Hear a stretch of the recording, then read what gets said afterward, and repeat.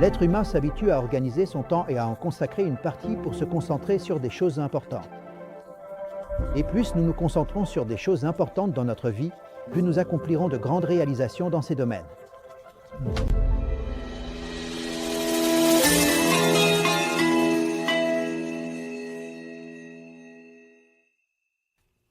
Bienvenue à vous, chers téléspectateurs, aujourd'hui.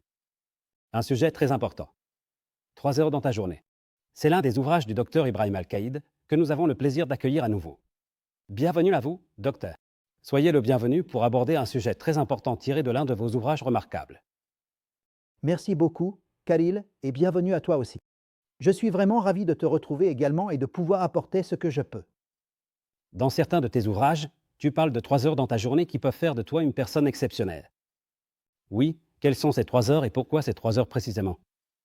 En réalité, cela vient de l'inspiration de mon livre « Le sommet de l'excellence personnelle et professionnelle », qui est l'un de mes ouvrages importants et célèbres.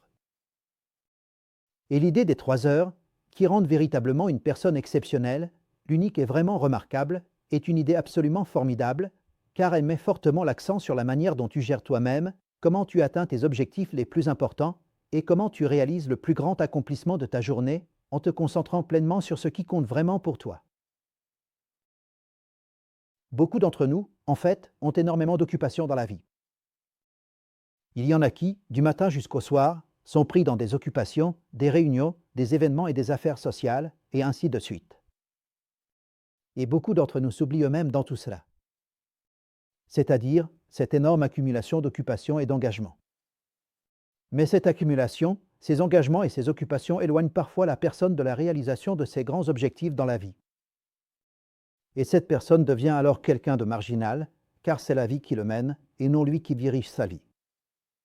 Eh bien, pour ces 3 heures, je suis convaincu que si tu t'y consacres, c'est toi qui mèneras ta vie et non l'inverse.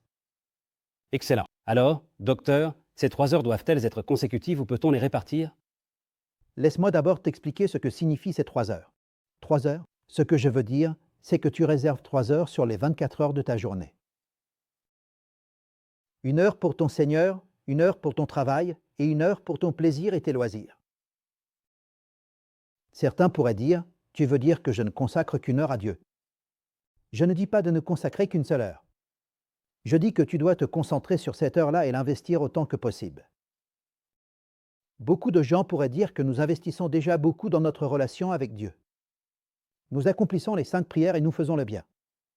Et je dis que c'est vrai et c'est très bien, mais développe l'habitude de consacrer 1 seule heure par jour et cherche un moment qui te convient. À mon avis, le meilleur moment pour cette heure, c'est 1 heure avant l'aube, 1 heure avant l'appel à la prière du Fajr. D'accord, docteur, pourquoi cet ordre? Ensuite, après cette heure-là, celle qui est pour ton Seigneur. Prends 1 heure pour ton travail et surtout pour les objectifs que tu veux atteindre. Il se peut que quelqu'un me dise « Mon travail me prend 7 ou 8 heures ». C'est vrai, mais choisis seulement 1 heure et consacre-la à tes priorités. Mettez Y votre plan. Suis ton plan à ce moment-là. Faites les choses importantes aujourd'hui. Dans cette heure-là. Puis, à la fin de la journée, consacre aussi 1 heure à ton repos, à ton divertissement et à ton plaisir. Et si un jour tu arrives à réaliser l'exploit de dégager ces 3 heures de ta journée et de t'y concentrer, et que tu parviens à gérer ces 3 heures en y plaçant tes priorités. Par exemple, pour leur consacrer à la prière, quelles sont tes priorités pendant cette heure? Eh bien, pendant l'heure de la prière, il n'y a que 3 choses, soit je prie, soit je lis le Coran, soit je fais des invocations, et c'est le meilleur investissement pour cette heure. Imagine que tu consacres 1 heure entière de ta journée uniquement à cet objectif. Est-ce que cela aurait un impact sur toi? Oui, pour celui qui y parvient, l'effet est vraiment perceptible. La deuxième chose, c'est quand tu prends 1 heure et que tu te concentres vraiment sur ton travail en identifiant les choses importantes dans ce que tu fais. Ensuite, tu passes au moment de divertissement et tu te concentres aussi sur cette heure-là. Pourquoi cette heure précisément et pourquoi les jeux choisis? Parce qu'elle va t'apprendre à organiser ton temps, à fixer des objectifs et à suivre les objectifs vraiment importants dans ta vie. Elle doit être présente tous les jours. C'est comme, par exemple, un médicament, parfois on oublie de le prendre à jour. Si quelqu'un saute un jour ou 2, ça a un impact. Il y a des livres comme les livres de développement personnel. Nous donnons la prescription comme celui qui donne un médicament.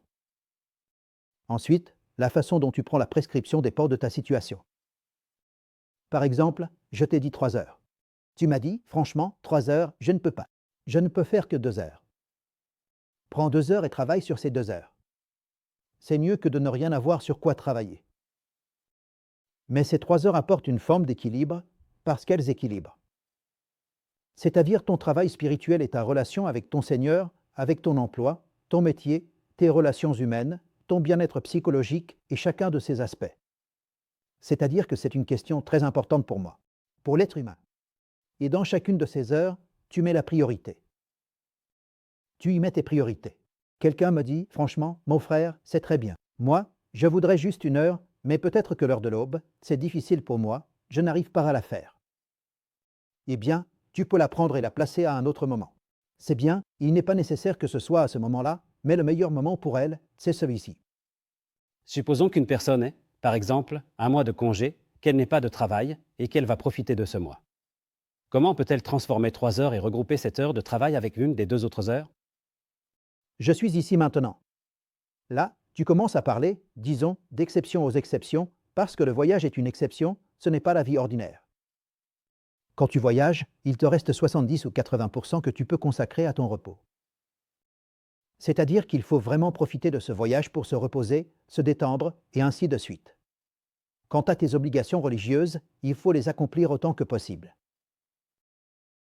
Peut-être qu'il n'a pas de travail pendant les vacances, donc l'heure de travail n'existe pas pour lui, et ainsi de suite. Quand on parle de 3 heures, même si tu n'en consacres qu'une seule par jour, même dans ta vie quotidienne, essaie.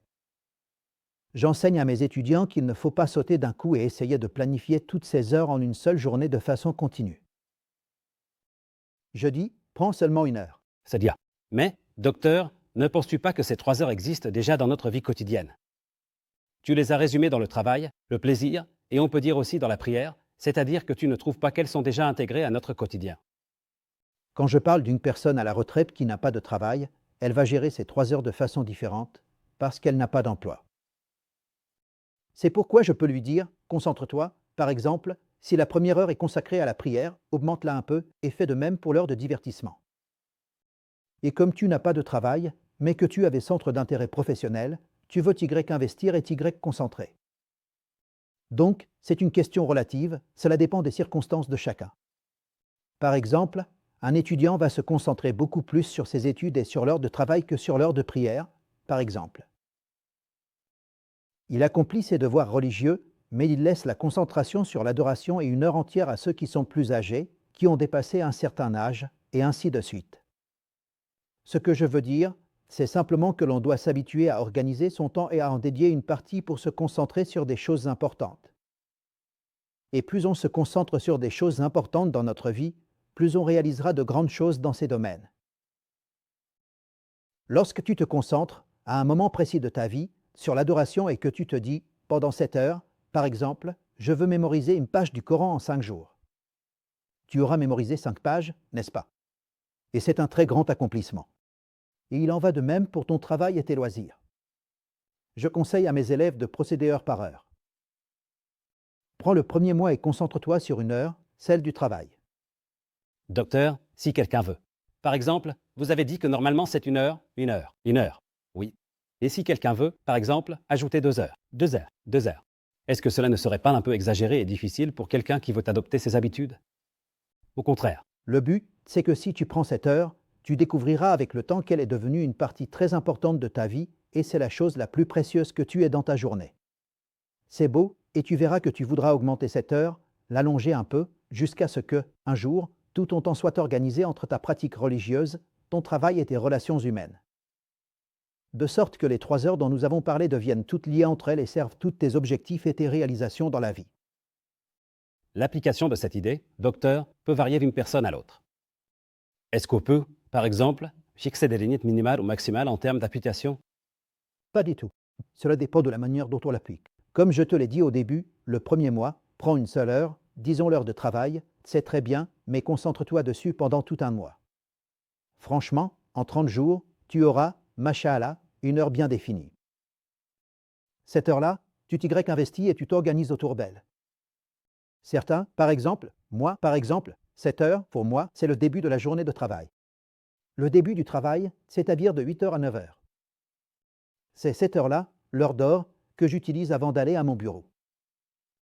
Je travaille chez moi pendant cette heure. Et je me concentre vraiment sur mon travail du jour. Qu'est-ce que je vais faire? Mon plan pour cette journée. Les choses les plus importantes que je veux accomplir. Je pars alors que, c'est-à-dire que tout est déjà prêt dans ma tête. Et tout ce qu'il y a à faire, c'est moi. C'est simplement d'exécuter ce que je peux. Excellent. Et tu continues comme on l'a dit, à moi. Tu prends par exemple un des cercles dont on a parlé. Le deuxième mois, tu as déjà un cercle, tu en prends un autre.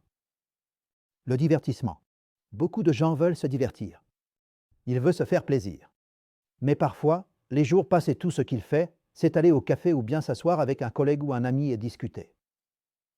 Mais il n'a pas de moyen de se divertir, de se faire plaisir avec d'autres choses. D'accord, et moi je dis, par exemple, dans ce cercle, tu veux te faire plaisir. Prends une feuille et un stylo et écris les 10, 15 ou 20 points les plus importants qui te rendent détendu et heureux. C'est bien. D'accord, docteur, au niveau de l'adoration, juste pour prendre un exemple, est-ce que je dois forcément y consacrer une heure, par exemple? Tu as donné le meilleur moment, l'aube, mais est-ce que je peux mettre une demi-heure à l'aube et une demi-heure au coucher du soleil, par exemple? Comment est-ce possible? L'important, c'est l'idée. Si tu arrives à répartir 7 heures en une demi-heure et une demi-heure, il n'y a pas de problème. Alors, quel conseil donnerais-tu à toute personne qui souhaite adopter cette idée pour créer un vrai bonheur et une vie authentique? Eh bien, l'idée que j'ai moi-même pratiquée et dont je parle. Je parle de choses et d'expériences que j'ai vécues avant d'en parler aux autres. Je l'applique sur moi-même et je vois si c'est possible à mettre en pratique ou non. J'ai appliqué ces choses-là et je sais. Parfois, il y a certaines heures que je ne peux pas respecter, ou bien il y a des moments où je n'y arrive pas. Par exemple, l'heure de l'adoration, comme avant l'aube. Beaucoup de gens, soit ils ont besoin de dormir, soit leur emploi du temps est complètement différent et ils ne peuvent pas se lever à ce moment-là, ou bien ils sont malades ou quelque chose du genre. Donc il y a des exceptions. Mais plus tu t'habitues à des routines où tu construis des priorités et tu te concentres dessus dans ta vie, que ce soit une heure, une demi-heure, 3/4 d'heure ou 2 heures. Tout ce qu'il y avait. C'est-à-dire, il y a des moments dans ta vie que tu considères différemment. Ces heures-là, c'est pour ma relation avec Dieu. Ces heures-ci, c'est pour le travail. Ces heures-là, c'est pour les relations humaines, le repos, et ainsi de suite. Ainsi, tu enrichis ta vie et tu n'as plus de vide, tu deviens une personne. C'est-à-dire, tu cherches des priorités. Tu veux être à l'aise psychologiquement, et ainsi de suite. On dit que l'adoration, c'est entre toi et Dieu, donc on ne sait pas ce qui est juste, et les récompenses viennent toujours de Dieu. Mais au niveau du travail, dans les expériences du Dr Joe, il y a des gens, par exemple, qui t'ont dit, par Dieu, on a eu une promotion, ou on peut dire des réalisations au niveau professionnel. Je vais te donner des exemples des plus grands directeurs qui travaillent dans des entreprises, et j'en connais certains parmi mes collègues, d'excellents, et même chez les Occidentaux, dans les livres que j'ai lus, et même dans une étude célèbre à l'université de Harvard. La façon dont vivent les directeurs les plus étranges et les plus performants au niveau mondial. Ils ont ces moments où bien ils consacrent cette heure avant d'aller au travail, une heure entière. Il y consacre tout son temps à établir ou à revoir ses plans, à organiser son programme quotidien, à définir ses priorités et à dresser la liste des réalisations qu'il souhaite accomplir dans la journée, puis il emmène son plan avec lui à son bureau. Donc, comme je te le dis, c'est quelque chose de bien connu et, à tous les niveaux, chacun peut vraiment l'appliquer dans son travail et dans sa vie. Nous vous remercions, docteur. C'est l'une des leçons sur la gestion du temps et de la vie, et concernant le sujet des 3 heures en particulier, on aurait aimé que ce sujet dure 3 heures en fait.